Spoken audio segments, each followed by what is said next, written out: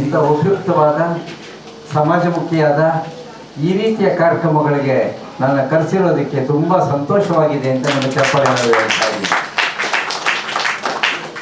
ಬಾನು ಕನ್ನಡ ತಾರೆ ಕನ್ನಡ, ಸರಿಯಾ?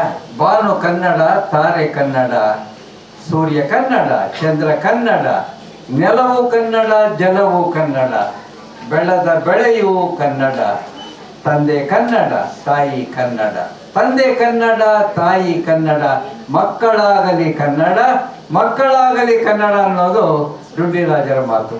ಚಪ್ಪಾಳೆ ಬೇಕು ಅವರಿಗೆ. ಮಕ್ಕಳಿಗೆ ಇವತ್ತು ಕನ್ನಡ ಅಷ್ಟು ಬರ್ತಾ ಇಲ್ಲ, ಅದೇ ಸಮಸ್ಯೆ. ಮತ್ತು ಈ ಕೌನ್ಸಿಲಿಂಗ್ ಸೆಂಟರ್ ಬಗ್ಗೆ ನನಗೆ ಅಪಾರವಾದ ಅಭಿಮಾನ ಇದೆ. ಏಕೆಂದರೆ 2020ರಲ್ಲಿ ಕರೋನಾ ಆವರಿಸಿ ಜಗತ್ತೇ ಬಾಗಿಲು ಹಾಕೊಂಡಾಗ, ದೇವಸ್ಥಾನಗಳು ಬಾಗಿಲು ಹಾಕೊಂಡಾಗ, ಎಲ್ಲ ಆಫೀಸುಗಳು ಬಾಗಿಲು ಹಾಕೊಂಡಾಗ ಸಮಾಧಾನ ಕೌನ್ಸಿಲಿಂಗ್ ಮಾತ್ರ ಕೆಲಸ ಮಾಡ್ತಾ ಇತ್ತು. ಜನ ಒಂದು ಡಾಕ್ಟರ್ CRC ಅವರ ಮಾರ್ಗದರ್ಶನದಲ್ಲಿ, ಅವರ ಶಿಷ್ಯರ ಮಾರ್ಗದರ್ಶನದಲ್ಲಿ ಬೇಕಾದ ಉಪಯುಕ್ತವಾದ ಒಂದು ಸಲಹೆಯನ್ನು ಪಡಿತಾ ಇದ್ರು. ಇದು ಬಹಳ ಅಪರೂಪದ ವಿಷಯ ಆಯಿತು. ಯಾರೋ ಕಿತ್ತಾಡ್ಕೊಂಡಿರ್ತಾರೆ, ಅವ್ರನ್ನ ಹೋಗಿ ನಾವು ಸಮಾಧಾನ ಮಾಡಬೇಕು. ಇದು ನೋಡಿ ಆಗಿದೆ, ಕಿತ್ತಾಡ್ಕೊಳ್ಳೋದವರು. ಮೊದಲಾಗ್ತಿದ್ರೆ ಜಾಯಿಂಟ್ ಫ್ಯಾಮಿಲೀಸ್ ಇರೋದು, ದೊಡ್ಡವರು ಬರೋರು ಹೆಂಗೋ ಹೇಳೋರು. ಆದರೆ ಈಗೇನೆ ಜಾಯಿಂಟ್ ಫ್ಯಾಮಿಲೀಸ್ ಕಾನ್ಸೆಪ್ಟೇ ಕಡಿಮೆ ಇರೋದ್ರಿಂದ ಗಂಡ ಹೆಂಡತಿ ಜಗಳ ಆದಾಗ ಯಾರಾದರೂ ಮೂರನೆಯವರು ಬಂದು ಸಮಾಧಾನ ಮಾಡಲೇಬೇಕಾಗತ್ತೆ ಅನ್ನೋದು ಪ್ರಾರಂಭಕ್ಕೆ ಹೇಳ್ತಾ ನಾನು ನೇರವಾಗಿ ರಾಜ್ಯೋತ್ಸವದ ವಿಷಯಕ್ಕೆ ಬರ್ತಾ ಇದ್ದೀನಿ. ಕನ್ನಡ ರಾಜ್ಯೋತ್ಸವ ಅಂದರೆ ಎಲ್ಲರಿಗೆ ಗೊತ್ತಿರ್ತಕ್ಕಂಥ ವಿಷಯನೇ. ಅದರ ಬಗ್ಗೆ ಹೆಚ್ಚಿನ ಡೀಟೇಲ್ಸ್ ವರ್ಷ ಎಲ್ಲ ನಾನು ಹೇಳೋದಿಲ್ಲ. ಈ ರಾಜ್ಯೋತ್ಸವ ಅಂದರೆ ಒಂದು ಅಭಿಮಾನದ ವಿಷಯ. ಅಂದರೆ 2,000 ವರ್ಷಗಳ ಇತಿಹಾಸ ಇರ್ತಕ್ಕಂಥ ಭಾಷೆ ಅಂದರೆ ಅದು ಕನ್ನಡ ಅಂತಕ್ಕಂಥದ್ದು ಅಭಿಮಾನದ ವಿಷಯ. ಅದನ್ನೇನು ಗೊತ್ತಿಲ್ಲ ಅಲ್ವಾ? ಆಮೇಲೆ ಬಹಳ ಒಂದು ಸೈಂಟಿಫಿಕ್ ಆದ ಲ್ಯಾಂಗ್ವೇಜ್, ಬಹಳ ಸೈಂಟಿಫಿಕ್ ಆದ ಲ್ಯಾಂಗ್ವೇಜು. ನಮ್ಮ ಒಂದು ವರ್ಣಮಾಲೆನೇ ತಗೊಳ್ಳಿ, ತುಂಬಾ ಸೈಂಟಿಫಿಕ್ ಆಗಿ ಅದು ಫಾಲೋ ಮಾಡಿರ್ತಕ್ಕಂಥದ್ದು ಅದೊಂದು. ಮತ್ತು ಕನ್ನಡದಲ್ಲಿ ಬೇರೆ ಯಾವುದೇ ಭಾಷೆಯಲ್ಲಿ ಇಲ್ಲದೆ ಇರತಕ್ಕಂಥ ಅನೇಕ ಸೌಲಭ್ಯಗಳು ಕನ್ನಡದಲ್ಲಿದೆ. ಉದಾಹರಣೆಗೆ ಷಟ್ಪದಿ ಛಂದಸ್ಸು ಯಾವ ಭಾರತೀಯ ಭಾಷೆಗಳಲ್ಲಿ ಇಲ್ಲ, ಇರ್ತಕ್ಕಂಥದ್ದು ಕನ್ನಡದಲ್ಲಿ ಮಾತ್ರ ಅನ್ನೋದು ಅಭಿಮಾನದ ವಿಷಯ. ಇನ್ನು ರಗಳೆ ಸಾಹಿತ್ಯ, ಕೌನ್ಸಿಲಿಂಗ್ ಸೆಂಟರ್ಸ್ ಬಗ್ಗೆ ರಗಳೆ ಅಂದರೆ ಭಾಳ ಚೆನ್ನಾಗಿ ಗೊತ್ತು. ನಾ ಹೇಳ್ತಾ ಇರೋದು ಹರಿಹರನ ರಗಳೆ ಬಗ್ಗೆ. ಈ ರಗಳೆ ಸಾಹಿತ್ಯ ಕೇವಲ ಕನ್ನಡದಲ್ಲಿದೆ, ಬೇರೆ ಭಾಷೆಯಲ್ಲಿ ಇಲ್ಲ ಅಂತಕ್ಕಂಥದ್ದು ಕೂಡ ಭಾಳ ಖುಷಿ ವಿಷಯ. ಹೀಗೆ ಹಲವಾರು ಪ್ಲಸ್ ಪಾಯಿಂಟ್ಗಳಿರ್ತಕ್ಕಂಥ ಕನ್ನಡ ಭಾಷೆಯ ಮತ್ತೊಂದು ವಿಶೇಷ ಅಂದರೆ ನಾವು ಏನು ಬರಿತೀವೋ ಅದನ್ನೇ ಮಾತಾಡ್ತೀವಿ, ಏನು ಮಾತಾಡ್ತೀವೋ ಅದನ್ನೇ ಬರಿತೀವಿ. ಈ ಥರದ ಭಾಷೆ ಮತ್ತೊಂದು ಇಲ್ಲ ಅನ್ನೋದು ಸ್ಪಷ್ಟಪಡಿಸ್ತಾ ಇದ್ದೀನಿ. ಇದಕ್ಕೂ ಚಪ್ಪಾಳೆ ಕೊಡಬೇಕಾಗ್ತದೆ. ಯಾಕಂದರೆ ಬೇರೆ ಭಾಷೆಗಳಲ್ಲಿ ಸಫಿಕ್ಸ್ಗಳು ಪ್ರಿಫಿಕ್ಸ್ಗಳು ಇದೆ. ಸೈಕಾಲಜಿ ಬರೆಯುವಾಗ ಪಿ ಎಕ್ಸ್ಟ್ರಾ ಹಾಕಬೇಕಾಗತ್ತೆ, ಅದು ಇನ್ಯಾವುದೋ ಬರೆಯುವಾಗ ಮತ್ತೊಂದೇನೋ ಹಾಕಬೇಕಾಗತ್ತೆ. ಈ ಥರದ್ದು ಸಮಸ್ಯೆ ಇಲ್ಲವೇ ಇಲ್ಲ. ಸ್ಪೆಲ್ಲಿಂಗ್ಗಳ ತೊಂದರೆ ಇಲ್ಲವೇ ಇಲ್ಲ. ನಾನು ಸ್ಟೇಟ್ ಬ್ಯಾಂಕ್ ಆಫ್ ಮೈಸೂರು ಯಲಹಂಕದಲ್ಲಿ ಮ್ಯಾನೇಜರ್ ಆಗಿದ್ದಾಗ ಒಬ್ಬ ಹುಡುಗ ರಜಾ ಚೀಟಿ ಕಳಿಸಿದ್ದ. As I am suffering from fever, please grant me 3 days leave ಅಂತ. ಅವನು ಬಂದಾಗ ಕೇಳಿದೆ, ಹೇಗಿದೆಯಾ ಫೀವರ್ ವಾಸಿನ ಅಂದೆ. ಅದಕ್ಕೊಂದು ಆ್ಯಕ್ಚುಲಿ ನನ್ನ ಫೀವರ್ ಅಲ್ಲ ಸರ್, ನನಗೆ ಡಯರಿಯಾ ಆಗಿತ್ತು ಸರ್. ಡಯರಿಯಾಗಿ ಸ್ಪೆಲ್ಲಿಂಗ್ ಬರೆಯೋಕ್ಕೆ ತುಂಬ ಟ್ರೈ ಮಾಡಿದೆ ಸರ್, ಆಗಲೇ ಇಲ್ಲ ಸರ್, ಅದು ಮೆಡಿಕಲ್ ಟರ್ಮ್ ಸರ್ ಅದು. ಆಗ ನಾನು ಟ್ರೈ ಮಾಡಿದೆ, ಆದ್ದರಿಂದ ಫೀವರ್ ಅಂತ ಬರೆದೆ ಸರ್ ಅಂದ. ನಾನು ಡಯರಿಯಾಗಿ ನಾನು ಸ್ಪೆಲ್ಲಿಂಗ್ ಬರೆಯೋಕ್ಕೆ ಮ್ಯಾನೇಜರ್ ಆಗಿ ನಾನು DIARRHOEA ಏನೇನೋ ಬರುತ್ತದು. ಅಪ್ಪ ಎಷ್ಟು ಕಷ್ಟ ಇದೆ ಅನ್ನಿಸ್ತು. ಆವತ್ತು ಒಂದು ಅಂಶ ನನಗೆ ವ್ಯಕ್ತವಾಯಿತು, ಡಯರಿಯಾ ಮಾಡೋದು ಸುಲಭ, ಬರೆಯೋದು ಕಷ್ಟ ಅಂತ ಗೊತ್ತಾಯ್ತು. ಈ ಥರದ ಸ್ಪೆಲ್ಲಿಂಗ್ಗಳ ಗೋಜು ಬೇರೆ ಎಲ್ಲೂ ಇಲ್ಲ. ಈಗ ನೀವು ಅನಗತ್ಯವಾದ ಸಫಿಕ್ಸು ಪ್ರಿಫಿಕ್ಸು. ನಾನು ಸುನಾಮಿ ಅಂತ ಬರ್ದೆ, SUNAMI. ತಪ್ಪು ಸರ್ ಅದು ಸ್ಪೆಲ್ಲಿಂಗು. ಏನು ಸ್ಟಾರ್ಟಿಂಗಲ್ಲಿ ಏನು ಕೊಡಬೇಕು? ಟೀ ಕೊಡಬೇಕು. ಅಲ್ಲ, ಸುನಾಮಿ ಬಂದು ಸಾಯ್ತಾ ಇರ್ತೀವಿ, ಟೀ ಕೊಡ್ಬೇಕಂತ ಸುನಾಮಿಗೆ ಫಸ್ಟ್ ಕೊಡ್ತೀವಪ್ಪ. ಕೊಟ್ಟಮೇಲೆ ನೀವು ಅದನ್ನು ಪ್ರೊನೌನ್ಸ್ ಮಾಡ್ತೀರಾ? ಮಾಡೋಂಗಿಲ್ಲ. ಬಟ್ ಮಾಡದೇ ಇರೋ ಏನು ಕೊಡಬೇಕು ಟೀ? ಅದಕ್ಕೆ ಈ ಥರದ ಸಮಸ್ಯೆ. ನಾನು ಕ್ಯಾಲಿಫೋರ್ನಿಯಾ ಹೋಗಿದ್ದಾಗ ನ್ಯಾಕ ಸಮ್ಮೇಳನ ಆಯಿತು ಸ್ಯಾನ್ ಹೋಸೆಯಲ್ಲಿ. ಸ್ಯಾನ್ ಜೋಸ್ ಅಂತ ಬರೀಬೇಕು, SANJOS, ಸ್ಯಾನ್ ಜೋಸ್ ಅಂತ ನೀವು ಸ್ಪೆಲ್ಲಿಂಗ್ ಬರೀಬೇಕು. ಸ್ಯಾನ್ ಹೋಸೆ ಅಂತ ನೀವು ಪ್ರೊನೌನ್ಸ್ ಮಾಡಬೇಕು ಅದನ್ನು. ಯಾಕೆಂದರೆ ಸ್ಪ್ಯಾನಿಷ್ ಪದ ಆದ್ದರಿಂದ ಜೇನ ಹೆಚ್ಚು ಅಂತ ಅವರು ಪ್ರೊನೌನ್ಸ್ ಮಾಡ್ತಾರೆ. ಎಂಥ ವಿಚಿತ್ರಗಳಿವೆಲ್ಲ. ಈಗ ಸ್ಪ್ಯಾನಿಷ್ನವನಿಗೆ ಜೂಲಿ ಅಂತ ಒಂದು ಹುಡುಗಿ ಹೆಸರು ಬರ್ಕೊಟ್ರೆ ಅವನು ಹುಲಿ ಅಂತ ಓದ್ತಾನೆ. ಯಾಕೆ ಜೇನ ಹೆಚ್ಚಂತ ಓದ್ಕೋಬೇಕು ನೀವು. ಸೊ ಈ ಥರದ ಸಮಸ್ಯೆಗಳು ಬೇರೆ ಭಾಷೆಯಲ್ಲಿದೆ, ಕನ್ನಡದಲ್ಲಿ ಆ ಥರ ಇರಲಿಕ್ಕೆ ಸಾಧ್ಯವೇ ಇಲ್ಲ. ಈಗ ಕ್ಯಾಸೆಟ್ ಅಂತ ಬರಿತೀವಿ, CSSET ಕ್ಯಾಸೆಟ್ ಮುಗೀತು.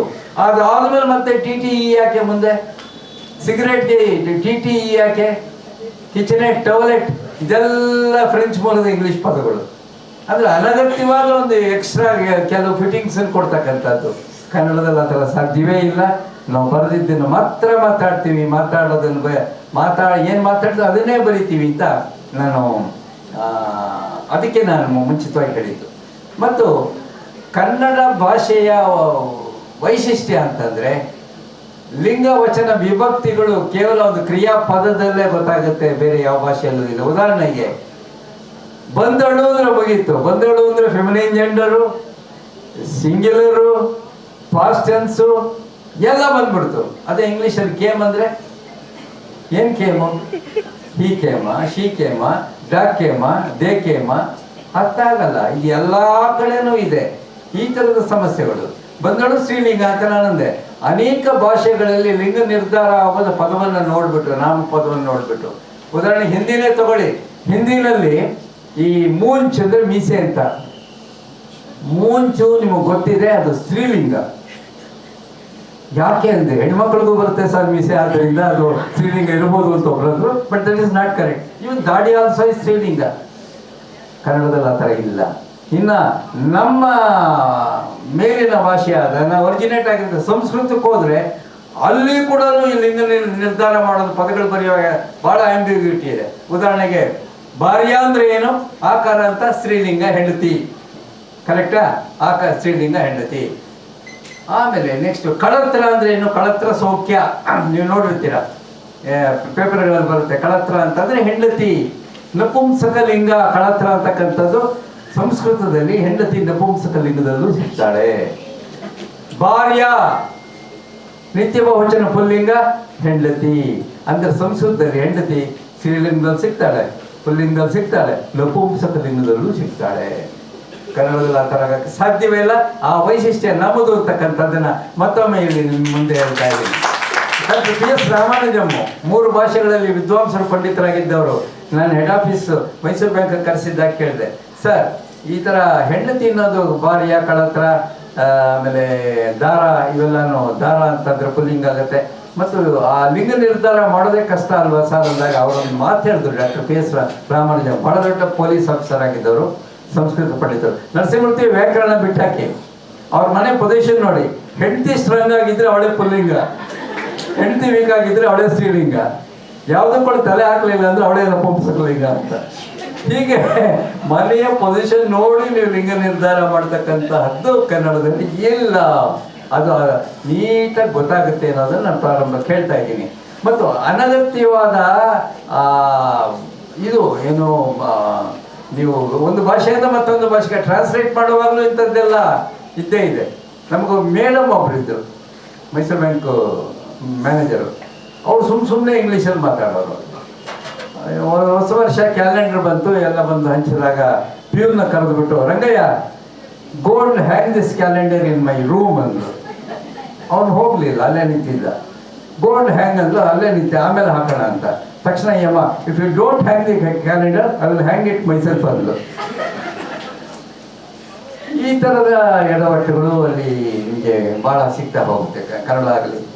ನಾನು ಪಾಪ ಪಂಡು ಬರೆಯುವಾಗ ಅಲ್ಲೊಂದು ಅಡಿಗೆಯವನ ಕೆಲಸ ಇದೆ ಆಫೀಸಲ್ಲಿ, ನೀವು ಬನ್ನಿ ಅಂತ ಒಂದು ಜಾಹೀರಾತು ಕೊಟ್ವಿ. ಪ್ರತಿಯೊಬ್ಬರು ಕನ್ನಡದಲ್ಲಿ ಹಾಕೊಂಡಿದ್ರು. ನಾನು ಅಡಿಗೆಯವನು, ಇಷ್ಟು ವರ್ಷ ನಾನು ಕೆಲಸ ಮಾಡಿದ್ದೀನಿ, ಇಂತಿಂಥವ್ರಿಗೆ ಅಡುಗೆ ಮಾಡಿದ್ದೀನಿ, ನನಗೆ ನಿಮ್ಮಲ್ಲಿ ಕೆಲಸ ಮಾಡಿ ನಿಮ್ಮ ಆಫೀಸಲ್ಲಿ ಕೆಲಸ ಕೊಡಿ. ಒಬ್ಬ ಮಾತ್ರ ಇಂಗ್ಲೀಷಲ್ಲಿ ಅವನು ಬರ್ಕೊಂಡಿದ್ದ.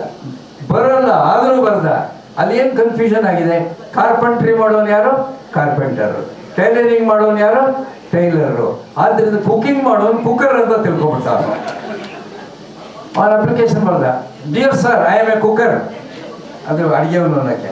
I was cooking 4 persons at Bombay. I can cook both males and females. Please give me an opportunity to cook you. Cookingly yours ಅಂತ. ಈ ರೀತಿಯಾಗಿ ಎಡವಟ್ಟಾದ ಬೇರೆ ಭಾಷೆ ಬರೆಯೋ ಬದಲು ಚೆನ್ನಾಗಿರ್ತಕ್ಕಂಥ ಕನ್ನಡವನ್ನೇ ನಾವು ಬಳಸಬೇಕಾಗುತ್ತೆ. ರಾಜ್ಯೋತ್ಸವ ದಿನ ಹೇಳಬೇಕು, ಏಕೆಂದರೆ ಎಂತೆಂಥ ಅಪರೂಪದ ಕೃತಿಗಳು ನಮ್ಮಲ್ಲಿದೆ ಅಂತಂದರೆ ಆಶ್ಚರ್ಯ ಆಗುತ್ತೆ. ಪಂಪ, ಆದಿಕವಿ ಪಂಪ ಲಭ್ಯ ಕೃತಿ, ಅದು ಎರಡು ಪುಸ್ತಕಗಳು ಬರೆದ, ಆದಿಪುರಾಣ ಬರೆದ, ಪಂಪ ಭಾರತ ಬರೆದ, ಎರಡು ಕೂಡ ಸೂಪರ್ ಆಗಿರ್ತಕ್ಕಂಥ ಎಲ್ಲ ಕಾಲಕ್ಕೂ ನಿಲ್ತಕ್ಕಂತಹ ಲಭ್ಯ ಕೃತಿಗಳು ಎರಡು ಅಲ್ಲಿ ಇವೆ ಅಂತಂದರೆ ಅದಕ್ಕೆ ಮುಂಚೆ ಸಾಕಷ್ಟು ಕೃತಿಗಳು ಬಂದು ಹೋಗಿರಬೇಕು, ನಮಗಿಲ್ಲ ಅಷ್ಟೇ, ನಮ್ಮಲ್ಲಿ ಸಿಕ್ಕಿಲ್ಲ.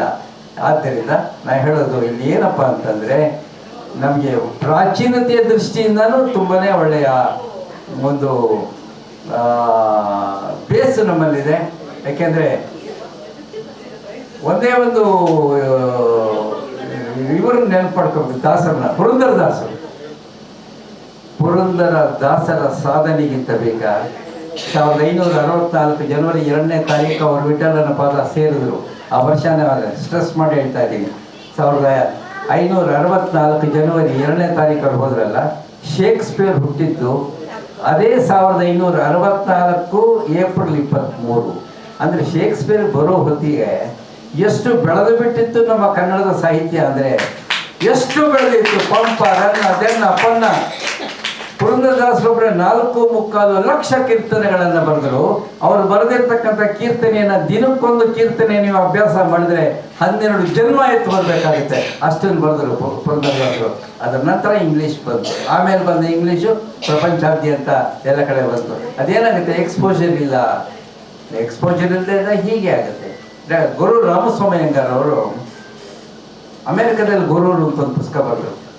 ಅಂದರೆ ಅಲ್ಲಿ ಹೋಗಿದ್ರು, ಅನುಭವಗಳನ್ನ ಹಂಚಿಕೊಂಡ್ರು. ಅದಕ್ಕೆ ಕೇಂದ್ರ ಸಾಹಿತ್ಯ ಅಕಾಡೆಮಿಯ ಬಹುಮಾನ ಕೂಡ ಸಿಕ್ಕಿದೆ. ಅಲ್ಲಿ ಇವ್ರನ್ನ ಹೋದಾಗ ಅನೇಕ ಕಡೆ ಹೋದರು. ಅಲ್ಲೊಂದು ಫ್ಯಾಷನ್ ಶೋ ಕರ್ಕೊಂಡು ಹೋದ್ರು. ಯಾವುದು ಮಿಸ್ ಯೂನಿವರ್ಸ್ ಕಾಂಟೆಸ್ಟು. ಇದೇ ಥರ ಇದಿರುತ್ತೆ, ಅಲ್ಲಿ ಆ ಸ್ಲೋಪ್ ಮೇಲೆ ನಡಿಬೇಕು. ಅವರು ಹುಡುಗಿಯರು ಬಂದರು, ಅದು 24 ಜನ ಬಂದರು, 12 ಆದರು, 6 ಆದರು, ಕಡೆ 3 ಶಾರ್ಟ್ ಲಿಸ್ಟ್ ಆಯಿತು. ಇವರು ಕೂತಿದ್ದಾರೆ, ಈ ಕಡೆ ಆ ಕಡೆ ಜಡ್ಜಿಗಳೆಲ್ಲ ಕೂತಿದ್ದಾರೆ. ಕಡೆ ಯಾವುದೋ ಒಬ್ಬ ಹುಡುಗಿಗೆ ಇವಳು ಮಿಸ್ ಯೂನಿವರ್ಸ್ ಅಂತ ಡಿಸೈಡ್ ಮಾಡಿ ಅವಳಿಗೊಂದು ಕಿರೀಟ ಇಟ್ಟರು, ಅದಕ್ಕೊಂದು ಗವಾಲಿ ಹಾಕಿದ್ರು. ತಕ್ಷಣ ಅವಳು ಕಣ್ಣಲ್ಲಿ ಬಳ ಅಂತ ನೀರು ಬಂದ್ಬಿಡ್ತು. ಕೆಳಗಡೆ ಕುತ್ಕೊಂಡು ಪಟ ಅಂತ ನೆಲ 3 ಸಲ ಹೊಡಿತಾಳೆ. ಅದೆಲ್ಲ ಮುಂಚೆ ಹೇಳ್ಕೊಟ್ಟಿರ್ತಾರೆ, ಎಷ್ಟು ಸಲ ಹೊಡಿಬೇಕು, ಯಾವ ಕಡೆ ಹೊಡಿಬೇಕು, ಪ್ರತಿಯೊಂದು ಕೂಡ ಟ್ಯೂಟ್ ಮಾಡಿರ್ತಾರೆ. ಆಮೇಲೆ ಕ್ಯಾಮ್ರಾದವರು, ಮೇಡಮ್ ನೀವು ಯೂನಿವರ್ಸ್ ಆದರೆ ಮಿಸ್ ಯೂನಿವರ್ಸ್ ಆಗಿದ್ದೀರಾ, ಪ್ರಪಂಚಕ್ಕೆ ನೀವು ಶ್ರೇಷ್ಠ ಸುಂದರಿ, ಈ ವರ್ಷದ ನಿಮ್ಮ ಕಾರ್ಯಚಟುವಟಿಕೆ ಏನು ಅಂದರೆ ನಾನು ಬೀದಿ ನಾಯಿ ಬಿಸ್ಕತ್ ಹಾಕ್ತೀನಿ ಅಂತ ಹೇಳ್ತಾರೆ ಅವರು. ಅದೆಲ್ಲ ಹೇಳ್ಕೊಟ್ಟಿರ್ತಾರೆ. ಇದು ಆಮೇಲೆ ಆರ್ಫನ್ಸ್ ನಾನು ನೋಡ್ಕೋತೀನಿ, ಸಮಾಜಕ್ಕೆ ಸೇವೆ ಮಾಡ್ತೀನಿ. ಸಮಾಜಕ್ಕೆ ಸೇವೆ ಅವರು ಮಾಡಲ್ಲ, ಸಮಾಜಕ್ಕೆ ಈ ರೀತಿಯ ಸೇವೆ ಮಾಡಲು ಇಲ್ಲಿದ್ದಾರೆ, ಈ ಒಂದು ಜಾಗದಲ್ಲಿದ್ದಾರೆ. ಅದನ್ನು ನಾವು ತಿಳ್ಕೊಬೇಕಾಗುತ್ತೆ. ಆಮೇಲೆ ಇದು ಮುಗೀತು, ಹೊರಗಡೆ ಬಂದರು. ಹೊರಗಡೆ ಬಂದಮೇಲೆ ಆ ಹೋಸ್ಟು ಕೇಳಿದ್ರು ಇವ್ರನ್ನ, ರಾಮಸ್ವಾಮಿ ಅಯ್ಯಂಗಾರ್ನ, ಸರ್ ನೀವು ಆಕೆಗೆ ಮಿಸ್ ಯೂನಿವರ್ಸ್ ಅಂತ ಏನೋ ಕೊಟ್ಟರಲ್ಲ, ಅವರು ಅದ್ರ ಬಗ್ಗೆ ಏನು ಹೇಳ್ತೀರಾ? ಆಗ ರಾಮಸ್ವಾಮಿ ಅಯ್ಯಂಗಾರ್ ಅವರು, ಜಡ್ಜಿಗಳು 8-10 ಜಡ್ಜಿಗಳಿದ್ರು, ಅವರ ತೀರ್ಪು ಸರಿಯಾಗಿರುತ್ತೆ, ನಾನೇನು ಮಾತಾಡಲ್ಲ. ಹಾಗಲ್ಲ ಸರ್, ನೀವು ಪ್ರಾಮಾಣಿಕವಾಗಿ ಹೇಳಿ, ವಿಶ್ವಕ್ಕೆ ಯಾಕೆ ಸುಂದರಿನ ಅಂತ ಕೇಳಿದಾಗ ಗೋರೂರು ರಾಮಸ್ವಾಮಿ ಅಯ್ಯಂಗಾರ್ ಪುಸ್ತಕದಲ್ಲಿ ಹೇಳ್ತಾರೆ ವಿಷಯನ. ನೀವು ನಮ್ಮ ಗೋರೂರಿಗೆ ಬನ್ನಿ, ನಮ್ಮ ಪಟೇಲರ ಮಗಳು ಇವಳಿಗಿಂತ ಸುಂದರವಾಗಿದ್ದಾಳೆ ಅಂತಂದು. ನಮ್ಮಲ್ಲಿರ್ತಕ್ಕಂಥ ಹೆಣ್ಣುಮಕ್ಕಳ ಸುಂದರವಾಗಿದ್ದಾರೆ, ಎಕ್ಸ್ಪೋಜರ್ ಸಿಗಲ್ಲ. ಅದರಿಂದ ಈ ಥರ ಆಗುತ್ತೆ. ಇನ್ನು ಡಿಮೆನ್ಷಿಯಾ ಬಗ್ಗೆ ಸಾಕಷ್ಟು ವಿಷಯಗಳೆಲ್ಲ ಬಂತು. ಡಿಮೆನ್ಷಿಯಾ ಆಗಿರೋದನ್ನು ನಾನು ಸಾಕಷ್ಟು ಹತ್ತಿರದಿಂದ ನೋಡಿದ್ದೀನಿ. ಡಾಕ್ಟರ್ ಶ್ರೀಕಂಠಯ್ಯ ಅವರು ನೆಗೆವಾಸ್ಟುಕಾರರಾಗಿದ್ದವರು, ಪೂರ್ತಿಯಾಗಿ 2 ವರ್ಷ ಡಿಮೆನ್ಷಿಯಾಗೊಳಗಾಗ್ಬಿಟ್ರು. ನಿಮಗೆ ಗೊತ್ತಿರ್ತಕ್ಕಂಥ ಮತ್ತೊಂದು ಹೆಸರು ಮಾಸ್ಟರ್ ಹಿರಣ್ಯ ಅವರು. ಮಾಸ್ಟರ್ ಹಿರಣ್ಯ ಅವ್ರ ಮನೆಗೆ ನಾನು ಹೋದ್ರೆ ಸಾಕು, ಏನು ಕರೆದು ಕೂಡಿಸ್ಬಿಡೋರು. ಬರೀ ಇನ್ವಿಟೇಷನ್ ಕೊಡೋಕೆ ಹೋದ್ರೆ 3 ಅವರ್ಸ್ ಆಗೋದು ಅವ್ರ ಮನೆಯಲ್ಲೇ. ಕೂತ್ಕೊಳ್ರಿ, ಕಂಡಿದ್ದೀನಿ ನಿಮ್ಮ ಬ್ಯಾಂಕು ಅಂದ್ಬಿಟ್ಟು ಮತ್ತೊಂದು ಸಲ ಟೀ, ಮತ್ತೊಂದು ಸಲ ಕಾಫಿ, 2-3 ಗಂಟೆ ಲೀಲಾಜಾಲವಾಗಿ ಮಾತು ಹರಡ್ತಾ ಕೊಡೋರು. ಡಿಮೆನ್ಷಿಯಾಗಿ ಒಳಗಾಗಿ 2 ವರ್ಷ ಇದ್ರಲ್ಲ. ಆಗ ನಾನು ಹೋಗಿ ಅವ್ರನ್ನ ನೋಡಿದೆ. ಆ ಬಾಬು ಹಿರಣ್ಯ ಪರಿಚಯ ಮಾಡಿಕೊಟ್ರು. ನರಸಿಂಹಮೂರ್ತಿ, ಮೈಸೂರು ಬ್ಯಾಂಕು ಒಳಗಡೆ ಹೋಗ್ತದೆ.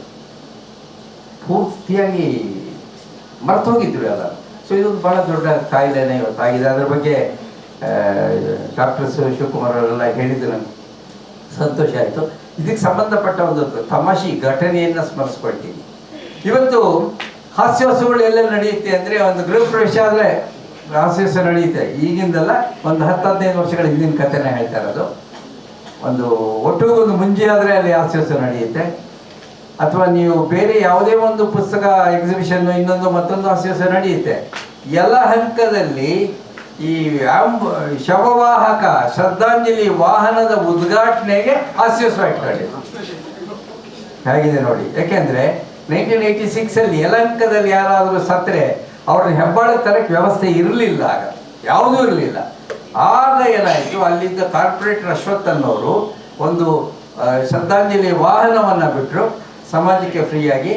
ಅದರ ಉದ್ಘಾಟನೆಗೆ ನನ್ನ ಮಾಸ್ಟರ್ ಹಿರಣ್ಣಯ್ಯ ಅವ್ರನ್ನ, ಆಮೇಲೆ ಮಿನಿಸ್ಟರ್ ರಾಮಚಂದ್ರಪ್ಪ ನಮ್ಮವ್ರನ್ನ ಕರೆಸಿದ್ರು. ಹಾಸ್ಯೋತ್ಸವ ಇತ್ತು ಅವತ್ತು. ಅಲ್ಲಿ ಹೋಗಿ ಇಳಿತೀವಿ. 10,000 ಜನ ಹೊಯ್ಸಳ ಕ್ರೀಡಾಂಗಣದಲ್ಲಿ ಸೇರಿದ್ದಾರೆ. ಯಾಕೆಂದರೆ ಪೀಕಲ್ಲಿತ್ತು ಆಗ ಹಾಸ್ಯೋತ್ಸವ. ಇದು 2001-2 ನಡೆದಿರೋದು. ಆಮೇಲೆ ಅಶ್ವಥ್ ಅವರು, ನೋಡಿ ಸರ್ ಇದೇ ಸರ್ ವಾಹನ ಅಂದರು. ಒಳ್ಳೆ ಐರಾವತ ವಾಹನ ಥರ ನಿಂತಿದೆ, ಹೆಣ ಸಾಗಿಸೋ ವಾಹನ. ಅದು ಹೆಂಗೆ ನಿಂತಿದೆ ಅದು ಅಂದ್ರೆ ಆಶ್ಚರ್ಯ ಆಯಿತು. ಸರ್ ನೋಡಿ ಸರ್ ಫೋಟೋಗಳು ಏನಿದು ಅಂತ ಕೇಳಿದೆ. ಸರ್ ನಮ್ಮ ಅಪ್ಪ ಅಮ್ಮ ಸರ್, ಆ ಫೋಟೋ ಹಾಕಿ ಇದ್ರ ಮೇಲೆ ಶವ ಹಾಕಿದ ಮೇಲೆ ಅಂದಾಗ ಅವ್ರು ಈಗಿಲ್ಲ ಸರ್, ಅವ್ರ ನೆನಪಿನಲ್ಲಿ ನಾನು ಈ ವಾಹನ ಬಿಟ್ಟಿದ್ದೀನಿ. ಆಯಿತು, ಅದೇನು ಫೋಟೋ ನಮ್ಮ ಅಜ್ಜಿ ತಾತ ಸರ್, ಅವರು ಈಗಿಲ್ಲ ಸರ್, ಅವ್ರ ನೆನಪಿಗೆ ಅದು ಹಾಕಿದ್ದೀನಿ. ಅಲ್ಲಪ್ಪ ಈ ವಾಹನ ಬಾಡಿ ತೊಗೊಂಡ ವಾಹನದ ಮೇಲೆ ಅದನ್ನು ಯಾಕೆ ಹಾಕಿದ್ಯಾ ಫೋಟೋ ಅಂದಾಗ, ಅದೇ ಸರ್ ನಾವು ಇಲ್ಲಿಂದ ಕಳಿಸ್ಕೊಡ್ತೀವಲ್ಲ ಮೇಲಕ್ಕೆ, ಅಲ್ಲಿ ಇವ್ರು ಏನಾದರೂ ಭೇಟಿ ಆದರೆ ಇವ್ರು ಪರಸ್ಪರ ಪರಿಚಯ ಮಾಡ್ಕೋಬೋದು. ಹಲೋ ನಿಮ್ಮ ಮೊಮ್ಮಗನೇ ಕಳಿಸ್ಕೊಟ್ಟಿದ್ದು ಅಂತ. ಕುಡಿದಂಥ ಅದು ನೋಡಿ ಅಲ್ಲ.